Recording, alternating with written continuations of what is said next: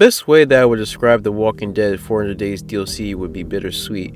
And what I mean by that is 400 Days was really good in showing us these different characters and displaying to us the time and effort Telltale showed to us when it came to making them and the stories behind them. But the problem that resides in 400 Days DLC is the injustice that was them giving us a false narrative on what they were supposed to become in The Walking Dead Season 2. So allow me to explain why I think the 400 Days DLC was disappointing and bittersweet to say the least. For those who know a little bit or really nothing at all about The Walking Dead's 400 Days DLC, after the completion of The Walking Dead Season 1, upon the anticipation of Walking Dead Season 2, with Season 1, Telltale decided to give us DLC in which, upon playing it, the choices, characters, and data would transfer to be a part of Season 2's story, along with the choices that you made in the main story of Season 1. With that, the 400 Days DLC came out on July 2nd, 2013, and so with this, players played the DLC to have all of their data transferred into Season 2, which was coming out later that same year on December 17th. Now, what The Walking Dead 400 Days DLC was really about were 5 characters in which you, the player, were about to go into each of their stories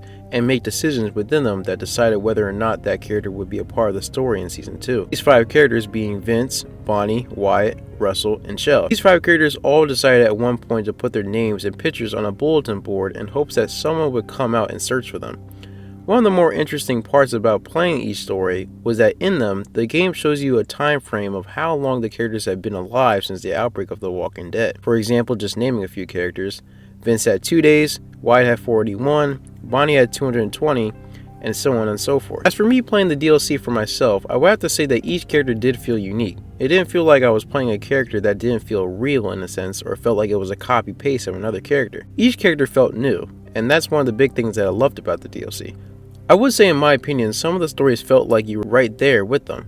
I know playing Vince and Wyatt's, I would say I had the most enjoyment from those 2 stories. Not just the characters, but also the Easter eggs that they showed in correlation to the DLC in the main game. For example, seeing Carly on the side of the road in Russell's story. Oh, yuck. Fucking gross, man. Seeing Shell and Becca in Vince's story. What the fuck? Seeing Kenny and his family outside of the gas station when you first get into the DLC, and more. Another thing that was enjoyable in the DLC was seeing how all the stories lined up with each other. Being able to know from the dialogue or even witness another person in someone else's story was pretty cool. Doing that, in my opinion, just added on another level of immersion to the story and getting to know these characters. How these characters would end up in Season 2 would be by a woman named Tavia, who for those who watch or play Season 2 would know that she is a part of Carver's camp. Near the end of the DLC, you would see Tavia trying to persuade the survivors into coming with her to camp to ensure their safety, and thus the choices you made decides whether or not that character goes with Tavia. Furthermore, the group decided whether or not to go with her, and thus they decided to throw away the photos symbolizing their fresh start, and so the DLC ends. With all this, why would 400 Days be bittersweet? Everything that we just mentioned sounded like the DLC was a success.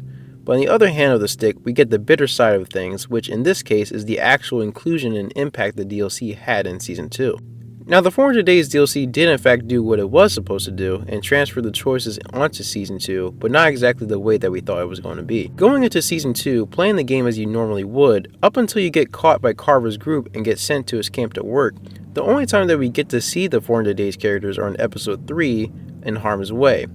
Whereas Clementine goes to different areas of the building, you can see a brief interaction or really cameo of the character for a short time.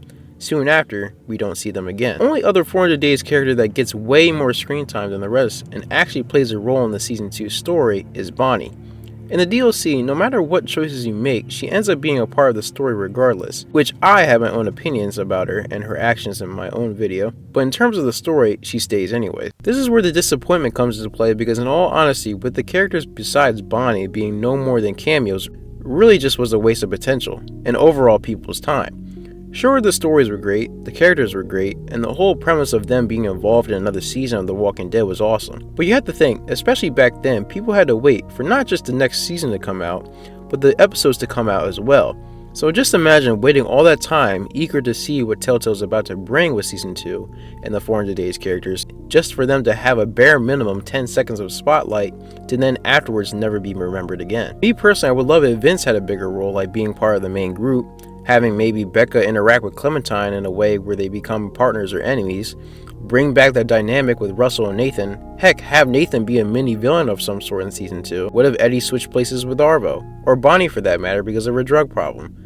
What if some of them replaced some of the characters or were addition to being a part of the cabin group? And don't even get me started when they did the same thing by adding Eddie in season 4. I get it, it was cool to add him and see him, but just come on. It's just all this work to have good characters, good stories behind said characters, Easter eggs throughout the course of playing the DLC, so much to the point where it's even in the credits, and giving us this grand plan of having these actions be implemented into season 2 to essentially be flushed down the toilet for nobody to remember them. In short, they could have done so much with this group that I genuinely believe that if things were different, 400 Days would have had such an impact when it comes to season 2's story that it could have gone in an entirely different direction. In the end, 400 Days was a disappointment, not for the story and the characters itself, but the false premise it would have in season 2, which in the end was so much wasted potential.